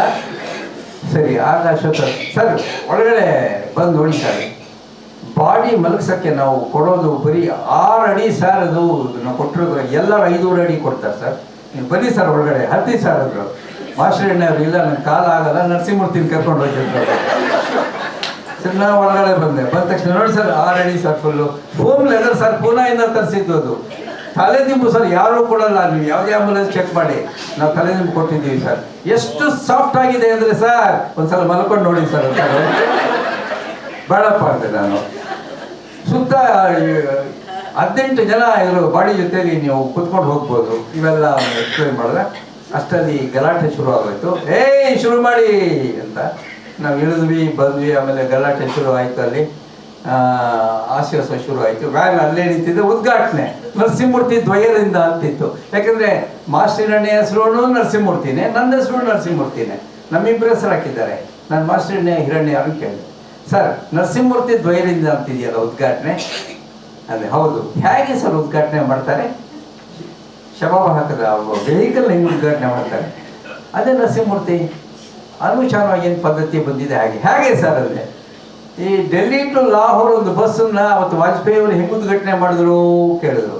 ಒಂದು ಟ್ರಿಪ್ ಹೋದ್ರು ಸರ್, ಬಂದರು ಸರ್. ಇದು ಹಾಗೆ. ಹೌದಾ ಸರ್? ಆವತ್ತಿನ ಜಯನಗರದ ಈಜ್ಕೊಳಲ್ಲ ಆವತ್ತಿನ ಮುಖ್ಯಮಂತ್ರಿಗಳಾಗಿದ್ದ ಗುಂಡೂರಾಯರು ಹೆಂಗೆ ಉದ್ಘಾಟನೆ ಮಾಡಿದ್ರು? ಬಟ್ಟೆ ಬಿಚ್ಚಾಗಿ ದೊಡ್ಡಮಂದು ದುಮ್ಕಿದ್ರು, ಈಜಿದ್ರು, ಉದ್ಘಾಟನೆ ಆಯಿತು. ಇದು ಹಾಗೆ ನಾವು ಉಪಯೋಗಿಸೋ ಮುಖಾಂತರವಾಗಿ ಇದು ಉದ್ಘಾಟನೆ ಮಾಡಬೇಕು ಅಂದರು. ಆಮೇಲೆ ಸರ್ ನಮ್ಮಿಬ್ಬರ ಹೆಸರಿದೆ, ಯಾರ ಕೈಯಲ್ಲಿ ಮಾಡಿಸ್ಬೋದು ಉದ್ಘಾಟನೆ ಅಂದರೆ? ಸಾಮಾನ್ಯ ಯಂಗ್ಸ್ಟರ್ಸ್ ಕೈಯಲ್ಲೇ ಮಾಡಿಸ್ತಾರೆ. ಬಿ ಪ್ರಿಪೇರ್ ಅದು. ಇನ್ನೂ ಗಾಬರಿ ಬರ್ತಾರೆ. ತಕ್ಷಣ 3 ಬಾವುಟಗಳು ತಂದು ಕೊಟ್ಟರು. ಆ ಬಾವುಟ ಹಿಂಗೆ ಹಸಿರು ಬಾವುಟ ಆಡಿಸಿದ್ಮೇಲೆ ಒಂದು ರೌಂಡ್ ಬಂದು ಆಚೆ ಕಡೆ ಹೊರಟೋಯ್ತದು. ಆಮೇಲೆ ನಿರಾಳ ಆಯಿತು. ಸಾವು ಎದುರುಗಡೆ ಇಟ್ಟುಕೊಂಡು ಮಾತಾಡೋದು ಎಷ್ಟು ಕಷ್ಟ ಅನ್ನೋದು ಆವತ್ತು ನನಗೆ ಗೊತ್ತಾಯಿತು. ಭಾಳ ಕಷ್ಟ ಇದೆ. ಹೀಗಿರುವಾಗ ಪ್ರತಿನಿತ್ಯ ಅಂತ ಘಟನೆಗಳೆಲ್ಲ ನೋಡ್ತಕ್ಕಂಥವ್ರದ್ದು ವೈದ್ಯರೇನೆ, ಎಷ್ಟು ಸಾವು ನೋವುಗಳು ಎಲ್ಲ ನೋಡ್ತಾ ಇರ್ತಾರಲ್ವ. ಆಮೇಲೆ ಅವತ್ತು ಮಾಸ್ಟರ್ ಹಿರಣ್ಯ ಅವರು ಸಾವು ಮತ್ತು ಹಾಸ್ಯ ಅಂತ ಮಾತಾಡೋದು. ಅವರಲ್ಲಿ ಟೆಕ್ನಿಕ್ ಇದೆ. ಒಂದು ನಿಂಬಾವಳಿ ಪಪ್ಪರ್ಮೆಂಟ್ ಅಂತ ಒಂದು ಬರ್ತಾ ಇತ್ತು. ನಿಂಬುಹುಳಿ ನೋಡಿದ್ದೀರಾ? ಹಳದಿ ಬಣ್ಣದ್ದು ಒಂದು. ಅದನ್ನು ದವಡೆಗೆ ಹಾಕೊಂಡ್ಬಿಟ್ಟು ಆ ಟೈಮ್ ಡಿನೋಟ್ ಮಾಡುತ್ತದೆ. ಹಾಕೊಂಡ್ಬಿಟ್ರೆ ಕರೆಕ್ಟಾಗಿ 40 ನಿಮಿಷ ಕರಗುತ್ತೆ ಅದು ಟೈಮ್. ಅದು ಕರಗಿದ ತಕ್ಷಣ 40 ಮಿನಿಟ್ಸ್ ಆಗಿದೆ ಅಂದರೆ ಬಸ್ನ ನಿಲ್ಲಿಸೋದು ಅವರು. ಆಯಿತಾ? ಸ್ವಲ್ಪ ಡಿಸ್ಟರ್ಬ್ ಮಾಡಿದ್ರೆ 35 ನಿಮಿಷಕ್ಕೆ ಅದು ಕರಗೋಗುತ್ತೆ. ಆವತ್ತು ಭಾಷಣ ಶುರು ಮಾಡಿದ್ದಾರೆ. ಸಾವು ಮತ್ತು ಹಾಸ್ಯ ಏನು ಪಂಚುಗಳು ಒಂದ್ರ ಮೇಲೊಂದು ನಗ್ತಾ ಇದ್ದಾರೆ ಜನಗಳು. 3/4 ಗಂಟೆ ಆಯಿತು, 50 ನಿಮಿಷ ಆಯಿತು, 1 ಅವರ್ ಆಯಿತು, ಕರಗಲೇ ಇಲ್ಲ. ಇದು 1/4 ಗಂಟೆ ಆಗೋಯ್ತು. ಮಾಸ್ಟರ್ ಡೌಟ್ ಬಂದು ಏನು ಯಾಕೆ ಕರ್ತಾರ ಅಂತ ತೆಗೆದು ನೋಡ್ತಾರೆ. ಈ ಕೋಟಿನ ಗುಂಡಿ ಹಾಕೊಂಡ್ಬಿಟ್ಟಿದ್ದಾರೆ ಪ್ಲಾಸ್ಟಿಕ್. ಅಯ್ಯಪ್ಪ ಗೊತ್ತೇ ಆಗಲಿಲ್ಲ. ಲೇಟಾಗಿ ಜಾಸ್ತಿ ಆಯ್ತಾ? ಏನಿಲ್ಲ, ಚೆನ್ನಾಗಿತ್ತು ಸರ್ ಅಂದೆ. ಹೊರಗಡೆ ಎಲ್ಲ ಮುಗಿಸಿ ಬಂದ್ವಿ. ಆಮೇಲೆ ಹಾಸ್ಯೋತ್ಸವ ಆಯಿತು. ಹೊರಗಡೆ ಬಂದ್ವಿ. ಹೊರಗಡೆ ಬಂದಾಗ ಅವರು ಡೋನರ್ ಇದ್ರಲ್ಲ ಅಶ್ವಥ್ ಸರ್, ತುಂಬ ಚೆನ್ನಾಗಿತ್ತು ಸರ್, ಭಾಳ ಚೆನ್ನಾಗಿ ಇದು ಮಾಡಿದ್ರಿ, ಭಾಳ ಸಂತೋಷ ಆಯ್ತು ಸರ್, 10,000 ಜನ ಎಂಜಾಯ್ ಮಾಡಿದ್ದಾರೆ ಸರ್ ಅಂದ್ಬಿಟ್ಟು, ಒಂದು ನಿಮಿಷ ಸರ್, ರಘು ಬರೋ ಇಲ್ಲಿ ಅಂತ ಡ್ರೈವರ್ನ ಕರೆದ್ರು. ಇವನು ರಘು ಸರ್, ಇವನು ಆಟೋ ಓಡಿಸ್ತಾ ಇದ್ದ ಮುಂಚೆ. ಇವನು ಹೇಳಿದೆ, ನೀನು ಆಟೋ ಬಿಟ್ಟಾಕು, ಈ ಗಾಡಿ ಇನ್ಚಾರ್ಜ್ ನೀನು, ಯಾವುದೇ ಬಾಡಿ ಬಂದರೂ ನೀನು ಹೆಬ್ಬಾಳ ಕರ್ಕೊಂಡು ಹೋಗಬೇಕು, ಗೊತ್ತಾಯ್ತಾ, ನಿನಗೆ ಸಂಬಳ ಅಂತ ಫಿಕ್ಸ್ ಮಾಡಿದ್ದೀನಿ, ಒಳ್ಳೆ ಸರ್ವಿಸ್ ಕೊಡು ಅಂತೆಲ್ಲ ಹೇಳಿ ನನಗೆ ಇವರು ನರಸಿಂಹಮೂರ್ತಿ ಕಣ್ಣು ಡ್ರೈವರ್ ಪರಿಚಯ ಮಾಡಿಕೊಟ್ರು. ಯಲಹಂಕದಲ್ಲಿ ಮ್ಯಾನೇಜರ್ ಆಗಿದ್ರು, ತುಂಬ ಒಳ್ಳೆಯವರು, ಕತೆ ಬರೀತಾರೆ, ಇವ್ರು ಯಾವ ಥರ ಬಂದರೂ ಫ್ರೀಯಾಗಿ ಕರ್ಕೊಂಡು ಹೋಗುವಂಥದ್ದು. ಸೊ ಹೀಗಿಂತ ಗಂಭೀರವಾದ ವಿಷಯಗಳಲ್ಲೂ ಕೂಡ ಹಾಸ್ಯವನ್ನು ನಾವು ತರಲಿಕ್ಕೆ ಸಾಧ್ಯ ಇದೆ. ಇವತ್ತು ಮಹಾತ್ಮ ಗಾಂಧಿಯವ್ರ ಫೋಟೋ ಇದೆ. ಮಹಾತ್ಮ ಗಾಂಧಿ ತಮ್ಮ ಲೈಫ್ ಹಿಸ್ಟ್ರಿಯಲ್ಲಿ ಹೇಳಿದ್ದಾರೆ, ನನ್ನ ಜೀವನದಲ್ಲಿ ಹಾಸ್ಯ ಇಲ್ಲದೆ ಹೋಗಿದರೆ ಯಾವತ್ತೇ ಆತ್ಮಹತ್ಯೆ ಮಾಡ್ಕೊಳ್ತಾ ಇದ್ದೆ ಅಂತ. ಪಕ್ಕದಲ್ಲೇ ನರಸಿಂಹ ಇದ್ದಾರೆ, ನರಸಿಂಹ ಅವರಂತೂ ಹಾಸ್ಯ ಪ್ರಿಯರು. ಅವ್ರು ಹೋಗೋ ಎಲ್ಲ ಕಾರ್ಯಕ್ರಮಕ್ಕೆ ನಾನು ಕರ್ಕೊಂಡು ಹೋಗೋರು. ಎಂಥ ಹಾಸ್ಯ, ಯಾವ ಲೆವೆಲಲ್ಲಿ ಜೀವನ ಮೇಲೆ ಎಂಜಾಯ್ ಮಾಡಬೇಕು, ಅದು ಮಾಡ್ತಾ ಇಲ್ಲ. ನಗಕ್ಕೇನೆ ಇದು ಅನುಮಾನ ಪಡ್ತಾರೆ, ನಗಕ್ಕೇನೆ ವ್ಯತ್ಯಾಸ ಏನೋ ಒಂದು ಸಂಕೋಚ ಪಡ್ತಾರೆ. ಸೊ ಇಂಥದ್ದೆಲ್ಲ ನಾನು ಕಾಣ್ತಾ ಇದ್ದೀನಿ. ಆ ಥರ ಆಗಬಾರ್ದು. ನಾವು ಎಲ್ಲೆಲ್ಲಿ ನಗಕ್ಕೆ ಸಾಧ್ಯ ಇದೆಯೋ ಆ ನಗುವನ್ನು ರೂಢಿಸ್ಕೊಳ್ಬೇಕು. ಇವತ್ತು ಹಾರ್ಟ್ ಸ್ಪೆಷಲಿಸ್ಟ್ ಡಾಕ್ಟರ್ಗಳು ಹೇಳ್ತಾರೆ, ದಿನಕ್ಕೆ ಅರ್ಧ ಗಂಟೆ ನಗಿ, ನಗಲೇಬೇಕದು. ನಮ್ಮ ಫ್ರೆಂಡ್ ವಿಶ್ವ ಹೇಳ್ದ, ಇಲ್ಲ ಸರ್, ನಾನು ಹೆಂಡತಿ ಮುಖ ನೋಡಿದ್ರೆ ನಗಕ್ಕೆ ಮನಸ್ಸು ಬರೋಲ್ಲ ಸರ್ ಅಂತ. ಹೆಂಡತಿ ಮುಖ ಇರ್ರಿ, ನಗಬೇಕು, 1/2 hour ಥೆರಪಿ, ಇದು ಲಾಸ್ಟ್ ಥೆರಪಿ. ನಿಮ್ಮ ಹೆಂಡತಿ ಮುಖ ನೋಡಿ ನಗೋಕ್ಕಾಗಲಿಲ್ಲ ಅಂದ್ರೆ ಎದುರು ಮನೆ ಆಂಟಿ ಮುಖ ನೋಡಲ್ರಿ, ನಿಮ್ಮ ಆರೋಗ್ಯ ನಮ್ಮ ಮುಖ್ಯ ಅಂತ ಒಬ್ಬ ಡಾಕ್ಟರ್ ಹೇಳಿದ್ರೆ ನೆನಪಾಗ್ತಾ ಇಲ್ಲ. ಸೊ ವಿಶ್ವ ಅಂದಾಗ ಒಂದು ಕ್ಯಾರೆಕ್ಟರ್, ನಾನು ಎಲ್ಲ ಲೇಖನಗಳು ಬರ್ತಕ್ಕಂಥ ಕ್ಯಾರೆಕ್ಟರ್. ಆಗಲೇ ಪದ್ಮಶ್ರೀ ಮೇಡಮ್ ಅವರೊಂದು ವಿಷಯ ಹೇಳಿದ್ರು. ಅವ್ರ ಸಿಸ್ಟರು ಹಾಸ್ಪಿಟ್ಲ್ ಇದರಲ್ಲಿ ಸದಾ ಹಾಸ್ಪಿಟ್ಲು ಅದನ್ನೇ ತಲೆಯಲ್ಲಿ ತುಂಬಿಕೊಂಡು ಬಿಟ್ಟರೆ ಹಾಸ್ಪಿಟ್ಲ್ ವಿಷಯನೇ ಮಾತಾಡ್ತಾ ಇದ್ರು. ಹೇಗೆ ಇದರಿಂದ ಆಚೆ ಕಡೆ ತರಬೇಕು, ಈ ಕಾಯಿಲೆ ವಾಸಿ ಮಾಡೋದು ಹೇಗೆ ಅಂದರೆ, ಒಂದೇ ಒಂದು ಟ್ಯಾಬ್ಲೆಟ್ ಕೊಟ್ವಿ ಆಕೆ ಸರೋದ್ಲು ಅಂತ ಹೇಳಿದ್ರಲ್ಲ, ಎಂಥ ಶಕ್ತಿ ಇದೆ ಅಂತ ನನಗೆ ಅನ್ನಿಸ್ತು. ಒಂದು ಟ್ಯಾಬ್ಲೆಟಲ್ಲಿ ಅದನ್ನೆಲ್ಲ ಮರೆಸ್ತಕ್ಕಂಥ ಶಕ್ತಿ. ನನ್ನ ಫ್ರೆಂಡ್ ಒಬ್ಬ ಪಾಲಿಟಿಷಿಯನ್ ಇದ್ದಾನೆ, ಭಾಳ ಕ್ಲೋಸ್ ಫ್ರೆಂಡು. ಅವ್ನು ಮಾರ್ಕ್ ಎತ್ತಿದ್ರೆ ಸಾಕು, ಓಟ್ ಚೋರಿ ಅಂತ ಇರ್ತಾನೆ. ಅಂಥವನು ಈ ಟ್ಯಾಬ್ಲೆಟ್ ನುಂಗಿಸಿದ್ರೆ ಏನಾಗುತ್ತೆ ಅಂತ ನನಗೆ ಅಂತ ಟ್ಯಾಬ್ಲೆಟ್ ಅಂತ ಸಿಕ್ಕರೆ ಮೇಡಮ್ ಅವರು ಯಾವುದು ಅಂತ ಪ್ರಿಸ್ಕ್ರೈಬ್ ಮಾಡಿದ್ರೆ ಅವನಿಗೆ ನುಂಗಿಸ್ಬಿಡ್ತೀನಿ, ಅಲ್ಲಿಂದ ಆಚೆ ಆ ಕಾಯಿಲೆ ನಿಂತೋಗುತ್ತೆ ಅಂತ ಹೊಡಿಬೋದು ಚಪ್ಪಾಳೆ ಅಲ್ಲ. ಈ ತರಹ ಬದುಕಲ್ಲಿ ನಾವು ಎಂಜಾಯ್ ಮಾಡ್ಬೇಕಾಗ್ತದೆ. ಅಂದ್ರೆ ಹಾಸ್ಯ ಎಲ್ಲಿದೆಯೋ ಅಲ್ಲಿ. ಈಗ ಒಂದು ಜೋಕಿಗೆ ನೀವು ಒಂದೇ ಸಲ ನಗೋದು ಕರೆಕ್ಟಾ, ಇದೇ ಜೋಕ್ ನಾನು ಮತ್ತೆ ರಿಪೀಟ್ ಮಾಡಿದ್ರೆ ನೀವು ನಗಲ್ಲ. ಹೀಗಿರುವಾಗ ಒಂದು ದುಃಖಕ್ಕೆ 10 ಸಲ ಯಾಕೆ ಅಳ್ತೀರಾ? ಒಂದು ದುಃಖಕ್ಕೆ, ಒಂದು ಸಂತೋಷಕ್ಕೆ ಒಂದೇ ನಗೆ ಇರುವಾಗ ಒಂದು ದುಃಖಕ್ಕೆ ಒಂದೇ ಅಳು ಇರಬೇಕು. ಇದನ್ನ ನಾವು ಜೀವನದಲ್ಲಿ ರೂಢಿಸ್ಕೊಳ್ಬೇಕಾಗುತ್ತೆ. ಈಗ ಯಾವುದೇ ಮನೆಗೆ ಹೋದ್ರೆ ಯಾವತ್ತಿಂದೋ ಯಾರೋ ಅವ್ರ ಮನೇಲಿ ನಾಯಿ ಸತ್ತೋಗಿರುತ್ತೆ, 6 ತಿಂಗಳು ಅಯ್ಯೋ ನಾಯಿ ಹೋಗ್ಬಿಡ್ತು ಅಂತ. ಅದು ಹೋಗಿ 6 ತಿಂಗಳಾಗಿದೆ, 1 ವರ್ಷ ಬಿಟ್ಕೊಂಡೋದ್ರು ಹೋಯ್ತು ಅಲ್ಲ. ಅದನ್ನ ಯಾಕೆ ಕ್ಯಾರಿ ಮಾಡ್ತೀರಾ? ಇವತ್ತು ಮಾಡಿದ ಅಡಿಗೆ ನಾಳೆ ಹಳಸಲಾಗುತ್ತೆ, ತೆಸಿತೀವಿ. ಇವತ್ತಿನ ಅನುಭವ, ಕಹಿಯಾದ ಅನುಭವಗಳನ್ನ ಎಸಿಬೇಕು ಆಚೆ ಕಡೆಗೆ, ಅದನ್ನ ಇಟ್ಕೋಬಾರ್ದು. ಅದು ಸುಮ್ಮನೆ ಪ್ಯಾಕ್ ಆಗ್ತಾ ಕಡೆಗೆ ಡಸ್ಟ್ಬಿನ್ ಆಗ್ಬಿಡುತ್ತೆ. ಆ ದೃಷ್ಟಿಯಿಂದ ಹಳೇದನ್ನೆಲ್ಲ ಎಸಿಬೇಕು, ಒಳ್ಳೇದನ್ನ ಮಾತ್ರ, ಮಧುರವಾದ ನೆನಪುಗಳು ಮಾತ್ರ ಇಟ್ಕೋಬೇಕು ಮನುಷ್ಯರಿಗೆ. ಆವಾಗ ಈ ಡಿಮೆನ್ಷಿಯಾನು ಬರೋದಿಲ್ಲ, ಅಥವಾ ಈ ಗಂಡ ಹೆಂಡತಿ ನಡುವೆ ತೊಂದರೆನೂ ಬರೋದಿಲ್ಲ. ಗಂಡ ಹೆಂಡತಿ ನಡುವೆ ಅದರಲ್ಲಿ ಇಬ್ಬಿಬ್ಬರೇ ಇರ್ತಾರಲ್ಲ. ಹೊಸಕೋಟೆಯಲ್ಲಿ ನಾನು ಮ್ಯಾನೇಜರ್ ಆಗಿದ್ದಾಗ ಅವರು ಉದ್ದಿನ ಒಡೆ ತಿನ್ಬೇಕು ಅಂತ ಗಂಡ ಆಸೆ ಪಟ್ಟ, ಇವಳು ಉದ್ದಿನ ಬೇಳೆ ಹಾಕೊಂಡು ರುಬ್ಬಿಟ್ಟಿದ್ದಾಳೆ. ಅದು ಮ್ಯಾನ್ಯುಯಲ್ ಆಗಿ ರುಬ್ಬೋದು, ಬಹಳ ವರ್ಷಗಳಿಂದ ಕತೆ ಇದು. ಏನು ಮಾಡಿದ್ರು ರುಬ್ಬಿನ ಮೇಲೆ ಬರ್ತಾ ಇಲ್ಲ. ಏನು ಎತ್ತಾಳೆ ಜಾರುತ್ತೆ. ಕಡೆ ಇದ್ರ ಮೇಲೆ ಅಜ್ಜಿ ಇತ್ತು, ಅಜ್ಜಿನ ಕರೆದ, ಇದನ್ನ ಹೆಂಗೆ ಎತ್ತೋದು, ರುಬ್ಬಿನ ಎತ್ತಕ್ಕೆ ಆಗ್ತಿಲ್ಲ ಹೊರಳಿಂದ ಅಂತ ಕೇಳಿದಾಗ ಒಂದು ಸಲ ಹಿಂಗೆ ಆಡಿಸಿದ್ರೆ ಟಕ್ಕಂತ ಮೇಲೆ ಬಂದ್ಬಿಡ್ತು. ಈ ಟೆಕ್ನಿಕ್ಸ್ ಗೊತ್ತಿರೋದು ಹಿರಿಯರಿಗೆ ಮಾತ್ರ, ನಮ್ಮ ತಂದೆ ತಾಯರಿಗೆ, ನಮ್ಮ ಅಜ್ಜಿಯಂದರಿಗೆ ಅವ್ರಿಗೆ ಗೊತ್ತಿರುತ್ತೆ. ಅವರ ಆಶ್ರಯ ಇಲ್ಲ ಅಂದ್ರೆ ನಾವು ಹೇಗೆ ಬೆಳೀಲಿಕ್ಕೆ ಸಾಧ್ಯ ನಾವು? ಸೊ ಅವ್ರನ್ನ ಜೊತೆಯಲ್ಲಿ ಇಟ್ಕೋಬೇಕಾಗುತ್ತೆ. ಸರ್ಜಾಪುರದಲ್ಲಿ ನಮ್ಮ ಅಜ್ಜಿ ಇದ್ರು, ಅವ್ರಿಗೆ 90 ವರ್ಷ. ತಾತ ಹೋದ್ಮೇಲೆ ಒಬ್ಬರೇ ಇದ್ರು, ಹೆಂಚಿನ ಮನೆ, ಬುಡ್ಡಿ ದೀಪ. ಅವ್ರು ನೋಡಕ್ ಹೋದ್ರೆ ಸಂಬಂಧಗಳು ಇವತ್ತು ಕಳೆದು ಹೋಗ್ತಾ ಇದೆ. ಅದ್ರ ಬಗ್ಗೆ ಮಾತಾಡ್ತಾ ಇದ್ದೀನಿ. ಮುಂಚೆ ನಮ್ಮ ಅಜ್ಜಿ ಬಂದರೆ ಸಾಕು ಏನು ಆನಂದ ಪಡ್ತಾ ಇದ್ವಿ. ಅಜ್ಜಿ ಬನ್ನಿ ನನ್ನ ರೂಮಿಗೆ ಬನ್ನಿ, ನನ್ನ ಚಾಪೆ ಮೇಲೆ ಮಾಡ್ಕೊಳ್ಳಿ, ನನ್ನ ದಿಂಬು ತಗೊಳ್ಳಿ. ಇವತ್ತು ಹಂಗೆ ಆಗ್ತಾ ಇಲ್ಲ. ನಮ್ಮ ಮಕ್ಕಳು ಅವರ ಚಾಪೆ ಆಗಲಿ ದಿಂಬಾಗಲಿ ಅವ್ರ ಕಾಟ ಆಗಲಿ ಬಿಟ್ಟು ಕೊಡ್ತಾ ಇಲ್ಲ ಇವತ್ತು. ಯೋಚನೆ ಮಾಡಿ. ನನ್ನ ಫ್ರೆಂಡ್ ಒಬ್ಬ ಇದ್ದಾನೆ, ಬ್ಯಾಂಕ್ ಮ್ಯಾನೇಜರ್. ಅವ BCom ಸೆಕೆಂಡ್ ಇಯರ್ ಇದ್ದ ಮಗಳು ಅಲ್ಲಿಗೆ ದೊಡ್ಡಮ್ಮ ಬಂದಿದ್ದಾಳೆ, ತಾಯಿ ಅಕ್ಕ ಬಂದಿದ್ದಾಳೆ. ಮಧ್ಯಾಹ್ನ ಬಂದು ಸ್ನಾನ ಮಾಡೇ ಅಂತ ಅವಳು ಸ್ನಾನ ಮಾಡಿದ್ಲು. ಈ BCom ಹುಡುಗಿಯ ರೂಮಲ್ಲಿ ಪ್ರತಿಯೊಬ್ಬರಿಗೆ ಇಂಡಿವಿಜುವಲ್ ಬಾತ್ರೂಮ್ಸ್ ಇರ್ತಲ್ಲ, ಸ್ನಾನ ಮಾಡಿ ಬಂದು ಅವಳು ಕಾಲೇಜಿಂದ ಬಂದಮೇಲೆ ಯಾರು ನನ್ನ ರೂಮಲ್ಲಿ ಸ್ನಾನ ಮಾಡಿದ್ದು? ದೊಡ್ಡಮ್ಮ. ಯಾಕೆ ಕಾಮನ್ ಬಾತ್ರೂಮ್ ಇತ್ತಲ್ಲ, ನನ್ನ ರೂಮಲ್ಲಿ ಯಾಕೆ ಮಾಡಬೇಕಾಯ್ತು ಅಂತ ಮುನಿಸ್ಕೊಂಡು 3 ದಿನ ಊಟನೇ ಮಾಡಿದ್ವಿ ನಾವು. ಇಲ್ಲಿ ಹೋಗ್ತಾ ಇದ್ದೀವಿ ನಾವು, ಸಂಬಂಧಗಳು ಏನಾಗ್ತಾ ಇದೆ. ಸರ್ಜಾಪುರದಲ್ಲಿ ನಮ್ಮ ಅಜ್ಜಿನ ನೋಡೋಕೆ ಒಂದು ಸಲ ಹೋಗ್ತೀನಿ. ರಾತ್ರಿ 9:15 ಗಂಟೆ ಕಡೆ ಬಸ್ಸು ಕಲಾಸಿಪಾಳ್ಯದಿಂದ. ಇದು ನಡೆದು 50 ವರ್ಷಗಳಾಯಿತು. ಹೋಗಿ ಇಳಿಯೋ ಹೊತ್ತಿಗೆ ಅಜ್ಜಿ ಒಬ್ಬರೇ ಇದ್ದಿದ್ದು ಮನೆಯಲ್ಲಿ. ಉಳಿದಿರೋ ಅನ್ನಕ್ಕೆ ಹಾಲು ಮೊಸರು ಎಲ್ಲ ಹಾಕಿ ಕಲಸಿ ಎಸಿಯಕ್ಕೆ ಆಚೆ ಬರ್ತಿದ್ದಾಳೆ. ಮನೆಯಿಂದ ಆಚೆ ಅಜ್ಜಿ ಬರ್ತಿದ್ದಾಳೆ, ಮನೆ ಒಳಕ್ಕೆ ನಾನು ಎಂಟ್ರಿ ತಗೋತಾ ಇದ್ದೀನಿ. ನೀವು ಕಲ್ಪನೆ ಮಾಡ್ಕೊಳ್ಳಿ, ಸಿನಿಮಾ ಥರ. ನಾನು ನೋಡಿದ ತಕ್ಷಣ ಅಜ್ಜಿ ಕೈಯಲ್ಲಿ ಮೊಸರನ್ನ ತಟ್ಟೆ, ಅಯ್ಯೋ ನರಸಿಂಹು ಸರಿಯಾದ ಟೈಮಾಗಿ ಬಂದೆ, 1 ನಿಮಿಷ ಲೇಟಾಗಿ ಬಂದಿದ್ರೆ ಮೊಸರನ್ನ ತೊಗೊಂಡು ಬೀದಿನಾಗ ಹಾಕ್ಬಿಡ್ತಿದ್ದೆ.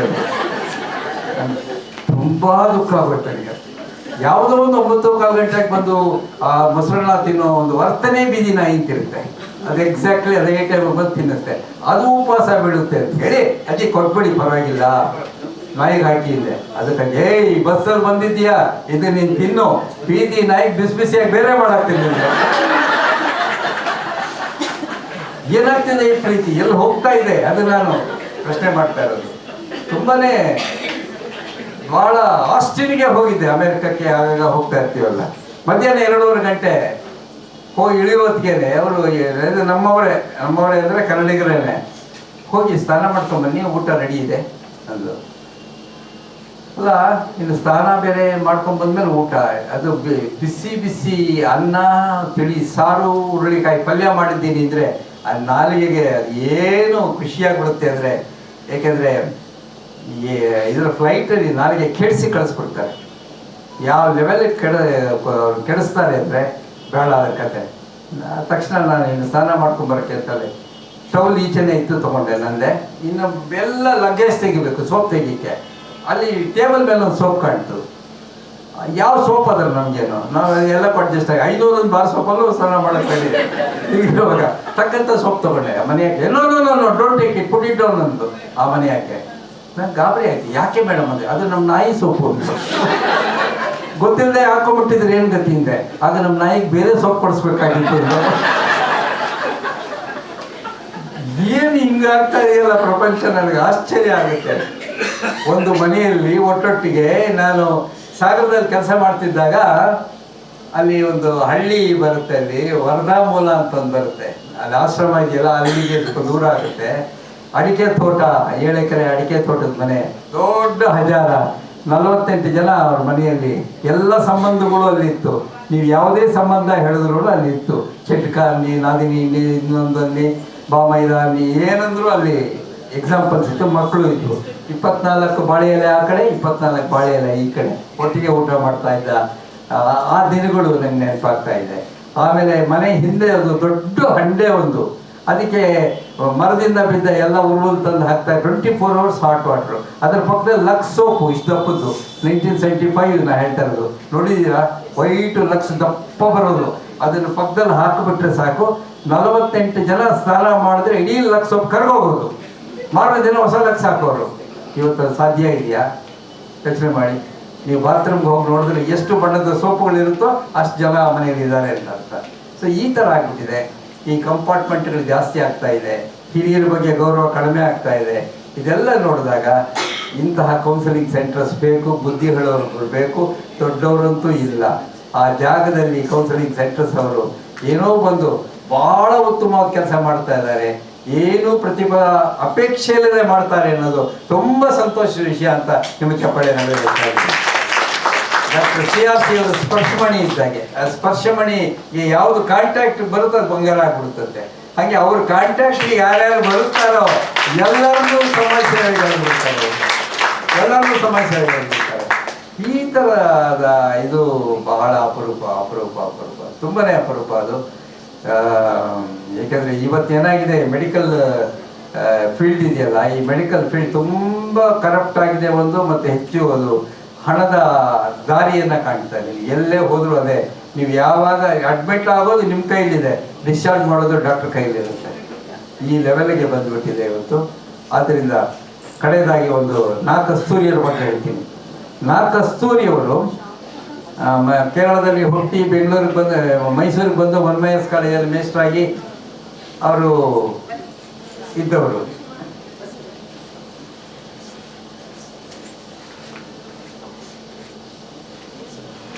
ತುಂಬ ಸಂತೋಷ ಆಗ್ತಾ ಇದೆ. ಮೇಡಮ್ ರಜನಿಯವರು ಬರ್ತಾ ಇದ್ದಾರೆ, ಅವ್ರಿಗೆ ಇದ್ದವರು ಚಪ್ಪಾಳಿಯನ್ನು ಕೊಡಿಬೇಕು. ಅವ್ರು ಬರ್ತಾ ಇದ್ದೀನಿ. ಅವ್ರಿಗಿರೋ ಬಿಸಿ ಶೆಡ್ಯೂಲ್ ನಡುವೆ ಬಂದ್ರಲ್ಲ, ಅದು ನಿಜವಾಗ್ಲೂ ಸಂತೋಷ. ಮತ್ತೊಮ್ಮೆ ಜೋರು ಚಪ್ಪಾಳಿಯನ್ನು ಕೊಡಿ. Thank you madam. ನಾ ಕಸ್ತೂರಿ ಕಡೆ ಎಕ್ಸಾಂಪಲ್ ಅಂತ ಕೊಡ್ತಾ ಇದ್ದೀನಿ. ಇದನ್ನ ದಾಶರಥಿ ದೀಕ್ಷಿತ್ ನನಗೆ ಹೇಳಿದ್ದು. ದಾಶರಥಿ ದೀಕ್ಷಿತ್ ಅಂದರೆ ಅವರು ಜಯನಗರದವರೇನೆ, ಒಳ್ಳೆ ನಾಟಕಕಾರರು, ಸಿನಿಮಾ ನಟ.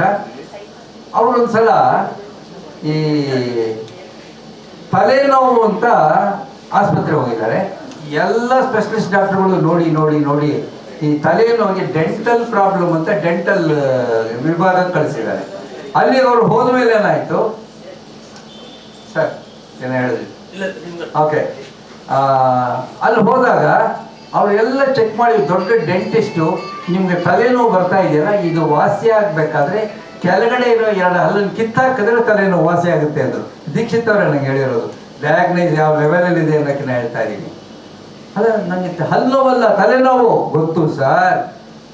ದೇವರು ಈ ಬಾಡಿನ ಹೇಗೆ ಮಾಡಿದ್ದಾನೆ ಅಂದರೆ, ಎಲ್ಲ ಕಡೆ ಇಂಟರ್ ಕನೆಕ್ಷನ್ಸ್ ಇರುತ್ತೆ. ನರ್ವ್ಗಳು, ಅದೆಷ್ಟು ಲಕ್ಷ ನರ್ವ್ಗಳಿದೆ ಗೊತ್ತಾ ಅಂತ. ಅವ್ರು ಮಲಗಿದ್ರು ಆ ಟೇಬಲ್ ಇದ್ರ ಮೇಲೆ, ಚೇರ್ ಮೇಲೆ. ಕಾಲಿಗೆ ಸೂಜಿ ಹಾಕಿದ್ರು ದೀಕ್ಷಿತ್ ಕಾಲಿಗೆ. ದೀಕ್ಷಿತರು ಆ ಅಂತ ಕಿರ್ಚ್ಕೊಂಡ್ರು. ನೋಡಿದ್ರೆ ಕಾಲಿಗೆ ಸೂಜಿ ಹಾಕಿದ್ರೆ ಬಾಯಿ ಓಪನ್ ಆಯಿತು. ದೇವರು ಎಲ್ಲೆಲ್ಲಿ ಏನು ಕನೆಕ್ಷನ್ ಇಟ್ಟಿದ್ದಾನೋ ಯಾರು ಗೊತ್ತು. ನೀವು ಸುಮ್ಮನೆ 2 ಹಲ್ಲು ಕಿತ್ತಾಕಿದ್ರೆ ತಲೆನೋವು ವಾಸಿ ಆಗುತ್ತೆ ಅಂದರು. No I want second opinion ಅಂದರು. ಇಲ್ಲೇ ಸಿಗುತ್ತೆ. ಸಿಂಗಪುರಿಂದ ಡಾಕ್ಟರ್ ಬಂದಿದ್ದಾರೆ, ನೆನ್ನೆ ತಾನೇ ಬಂದರು, ದೊಡ್ಡ ಕೋರ್ಸ್ ಮುಗಿಸ್ಕೊಂಡು. ಅವ್ರನ್ನ ಕರೆದ್ರು. ಅವರು ಬಂದೆಲ್ಲ ಚೆಕ್ ಮಾಡಿಬಿಟ್ಟು, ಹೌದು ತಲೆನೋವು, 2 ಹಲ್ಲು ತೆಗಿಬೇಕು ಅಂತ ಅವರು ಕೊಟ್ಟರು. ಈ ಲೋಕಲ್ ಡಾಕ್ಟ್ರು ಖುಷಿ, ನಾನು ಹೇಳಿದ್ದಾನೆ ಅಂತ. ಸ್ವಲ್ಪ ವ್ಯತ್ಯಾಸ ಬಂತು. ಅವನು ಹೇಳೋದು ಸಿಂಪಲ್ ಡಾಕ್ಟರ್, ಮೇಲಿರೋ 2 ಹಲ್ಲು ತೆಗೆದ್ರೆ ವಾಸಿ ಆಗುತ್ತೆ ತಲೆನೋವು ಅಂತ. ಈ ಲೋಕಲ್ ಡಾಕ್ಟರ್ ಹೇಳೋದು ಕೆಳಗಿರೋ 2 ಹಲ್ಲು ತೆಗೆದ್ರೆ ವಾಸಿ ಆಗುತ್ತೆ ನೀವನು ಹೇಳ್ತಾನೆ. ಅವರಲ್ಲಿ ಡಿಸ್ಪ್ಯೂಟ್ ಬಂದ್ಬಿಟ್ಟು ಜಗಳ ಶುರುವಾಗುತ್ತೆ. ತೆಗೀರಿ ಮೇಲ್ಗಡೆ ಹಲ್ಲು, ಅದೇ ವಾಸಿ ಆಗುತ್ತೆ ನೋಡ್ತೀನಿ. ಈ ಡಾಕ್ಟ್ರು ಅವನು ನೀವು ಕಿತ್ತಾಕ್ರಿ ಕೆಳಗಡೆ ಹಲ್ಲು, ಅದೇ ವಾಸಿ ಆಗುತ್ತೆ ನೋಡ್ತೀನಿ. ಪೇಷಂಟ್ ಗತಿಯಲ್ಲ ಸೆಂಟ್ರಲ್ಲಿ ಹೀಗೆ ನೋಡ್ತಾ ಇದ್ದಾರೆ. ಮೇಲೆ ಹಲ್ಲು ಇಲ್ಲ, ಕೆಳಗಡೆ ಹಲ್ಲು, 2 ಕಿತ್ತರೆ ಸಾಕಿ. ಕಡೆಗೆ ದೀಕ್ಷಿತರು ಜಗಳ ಜಗಳ ಜಗಳ ಬೇಡ ಬೇಡ ನೋಡಿ, ಮೇಲಿರೋ 2 ಹಲ್ಲು, ಕೆಳಗಿರೋ 2 ಹಲ್ಲು, ಯಾವ್ದು ಬೇಕೋ ಅದು ಕಿತ್ಕೊಂಡು ಉಳಿದಿದ್ದು ವಾಪಸ್ ಕೊಡಿ ಅಂತ ಅಲ್ಲಿನ ಸೆಟ್ ತೆಗೆದು ಟೇಬಲ್ ಮೇಲೆ ಇರ್ತಾರೆ. ಈ ಲೆವೆಲ್ನಲ್ಲಿ ನಾವು ಡಯಾಗ್ನೈಸ್ ಮಾಡ್ತಾ ಹೋದರೆ, ಸುಮ್ಮನೆ ನೆಗಡಿ ಕೆಮ್ಮು ಅಂತ ಹೋದ್ರೆ ನಿಮಗೆ ಎಕ್ಸ್ರೇ ಮಾಡೋದು ಓಕೆ ಸರ್, ನೀವು ಅವ್ರ ಯಜಮಾನರಲ್ಲ ಸರ್, ನೀವೊಂದು ಮಾಡಿಸ್ಕೊಂಬಿಡಿ. ಈ ಲೆವೆಲ್ ಆದರೆ ಆಗಲ್ಲ. ಈ ರೀತಿಯಾದ ಡಾಕ್ಟರ್ CRC ಅಂತಹ ಡಾಕ್ಟರ್ಗಳು ಇವತ್ತು ಪ್ರಪಂಚದಲ್ಲಿ ಅಪರೂಪ ಸರ್, ಅಪರೂಪ ಅಂತ ಇಲ್ಲವೇ ಇಲ್ಲ. ತಮ್ಮ ಸಮಸ್ತವನ್ನು ಮೇಡಮ್ ಹೇಳ್ತಾ ಇದ್ರು, ಒಂದು ಕೊಡ್ತೀನಿ ಅಂದರೆ 1 ಕೋಟಿ ಅಂತ. ತಾವು ದುಡಿದ ಕಡೆಯ ಪೈಸಾವರೆಗೆ ತಮ್ಮ ಸಂಬಳ ಅಷ್ಟೇ ಅಲ್ಲದೆ ಪುಸ್ತಕಗಳ ಮಾರಾಟದಲ್ಲಿ ಏನು ಬರುತ್ತೆ ಅದನ್ನು ಕೂಡ ಸಮಾಜಕ್ಕೆ ವಾಪಸ್ ಕೊಡುವಂಥದ್ದು. ಇಂಥದ್ದೆಲ್ಲ ಇದೆಯಲ್ಲ, ಇದು ನಮಗೆ ಮಾರ್ಗದರ್ಶನ ಆಗಬೇಕು. ಇಂಥ ಕಡೆ ಬಂದು ಹೋದ್ರೆ ಸಾಕು, ಈ ವಿಷಯಗಳು ಕಿವಿಗೆ ಬಿದ್ದರೆ ಅದರಿಂದಲೇ ಅಟ್ಲೀಸ್ಟ್ ಸ್ವಲ್ಪ ನಾವು ಬದಲಾವಣೆ ಆಗಿ 25 ಸೀಟಲ್ಲ ಸೈಟ್ಗಳು, 25 ಸೈಟ್ ನನಗೆ ಬಂದಿದ್ರೆ 1-2 ಸೈಟ್ ಕೊಡ್ತೀನಿ ಅಟ್ಲೀಸ್ಟ್. ಸ್ವಲ್ಪ ಬದಲಾವಣೆ ಬೇಕಲ್ಲ. ಹಾಗೆ ಒಳ್ಳೆಯವ್ರ ಜೊತೆಯಲ್ಲಿದ್ದರೆ ಒಳ್ಳೆಯದು, ಬೇರೆಯವ್ರ ಜೊತೆಯಲ್ಲಿ ಬೇರೆ ರೀತಿ. ಹೀಗಿರುವಾಗ ಬೆಳಗಿನಿಂದ ನೋಡ್ತಾ ಇದ್ದೀನಿ ಎಷ್ಟು ಉಪಯುಕ್ತವಾದ ಸಲಹೆಗಳು. ಶಿವಕುಮಾರ್ ಅವ್ರ ಮಾತು, ಅಪ್ಪ ಮೇಡಮ್ ಅವ್ರ ಜೀವನವಂತೂ ಅದು ರೋಲ್ ಮಾಡಲ್ ಅವ್ರು ಆಗ್ತಾರೆ ನಿಜವಾಗ್ಲೂ. ಎಷ್ಟು ಕಷ್ಟದಲ್ಲಿ ಬಂದವರು ಅವರು, ಇಮ್ಯಾಜಿನ್ ಮಾಡ್ಕೊಳಕ್ಕಾಗಲ್ಲ. ಒಂದೇ ಮನೆಯಿಂದ 5 ಡಾಕ್ಟರೇಟ್ಗಳು ಅಂದರೆ ಅಯ್ಯಪ್ಪ, ಈ ಥರ ಆಗ್ಬಿಟ್ಟಿದೆ ಇವತ್ತು. LTM ಅವರು ನಮಗೆ ದೊಡ್ಡವರಾಗಿ ನಮ್ಮನ್ನು ಆಳ್ತಾರೆ, ಹಂಗಾಗಿದೆ. LTM ಅವರೇ ನಮ್ಮ ರಾಜ, ಆಯಿತಾ. 3ನೇ ಕ್ಲಾಸ್ ಪಾಸ್ ಮಾಡಿರೋನು ಇನ್ನೂ ದೊಡ್ಡ ರಾಜ. ಈ ರಾಜ ಮಂತ್ರಿಗಳೆಲ್ಲ ಅವರೇ ಆಗಿರೋ ಈ ಸಂದರ್ಭದಲ್ಲಿ ಒಂದು ಮನೆಯಿಂದ ಅಷ್ಟು ಮಂದಿ ಬಂದಿರತಕ್ಕಂಥದ್ದು ನಂಬಲಾಗದ ಸತ್ಯ. ನಂಬಲಾಗದ ಸತ್ಯ. ಅದು ರಾಷ್ಟ್ರ ಮಟ್ಟದಲ್ಲಿ ಗುರುತಿಸಿ ಪದ್ಮಶ್ರೀಯನ್ನು ಕೊಟ್ಟಿರ್ತಕ್ಕಂಥ ಸತ್ಯ, ಅದು ಸಿಕ್ಕಿರ್ತಕ್ಕಂಥ ಸತ್ಯ. ಮೇಡಮ್ ಅವರ ದರ್ಶನ ನನಗೆ ಭಾಳ ಖುಷಿಯಾಯಿತು. ಅವರ ಜೀವನ ಕಥೆ ಕೂಡ ಇಂಗ್ಲೀಷಲ್ಲಿ ಬಹಳ ಚೆನ್ನಾಗಿದೆ. ಚಿಕ್ಕ ಚಿಕ್ಕ ಚಾಪ್ಟರ್ಸು ಅದ್ಭುತವಾಗಿದೆ. CRC ಅವರು ಎಲ್ಲಿ ಕರೆದರೂ ಕೂಡ ನನ್ನ ಜೊತೆ ಹೋಗ್ತೀನಿ. ನಾನು ಅವರು ಶಿವಮೊಗ್ಗಕ್ಕೆ ಹೋಗಿದ್ದೀವಿ, ಬೇರೆ ಬೇರೆ ಕಡೆ ಎಲ್ಲ ಹೋಗಿದ್ದೀವಿ. ಅವರ ಸರಳತೆ ನನಗೆ ಮಾರ್ಗದರ್ಶನ ಆಗಬೇಕು. ಈ ಥರ ನೀವು ಏನು ಕೌನ್ಸಿಲಿಂಗ್ ಮಾಡ್ತಾ ಇದ್ದೀರಿ, ಪ್ರತಿಯೊಬ್ಬರು ನಗ್ತಾ ಬಂದು ಮಾತಾಡ್ಸೋಂಥವ್ರು ಮನೆಯಲ್ಲಂತೂ ಇರೋಲ್ಲ. ಕೊನೆ ಪಕ್ಷ ನೀವಾದರೂ ಬಂದು ನಗ್ತಾ ಮಾತಾಡ್ತಿರಲ್ಲ, ನಮ್ಮೊಡನೆ ಬಹಳ ಸಂತೋಷ ಆಗುತ್ತೆ. ಇಂಥ ಕೌನ್ಸಿಲರ್ಸು ಜಾಸ್ತಿ ಆಗಬೇಕು, ಈ ಪೀಳಿಗೆ ಜಾಸ್ತಿ ಆಗಲಿ, ನಿರಂತರವಾಗಿ ಇಂಥ ಸಂತತಿ ಬೆಳೀಲಿ ಅಂತ ಹೇಳ್ತಾ ನಾನು ಕರೆಸಿ ಗೌರವಿಸಿದ ತಮ್ಮೆಲ್ಲರಿಗೆ ಇನ್ನೊಮ್ಮೆ ಮತ್ತೊಮ್ಮೆ ನಾನು ವಂದನೆಗಳು ಸಲ್ಲಿಸಿ ಮಾತು ಮುಗಿಸ್ತಾ ಇದ್ದೀನಿ. ನಮಸ್ಕಾರ.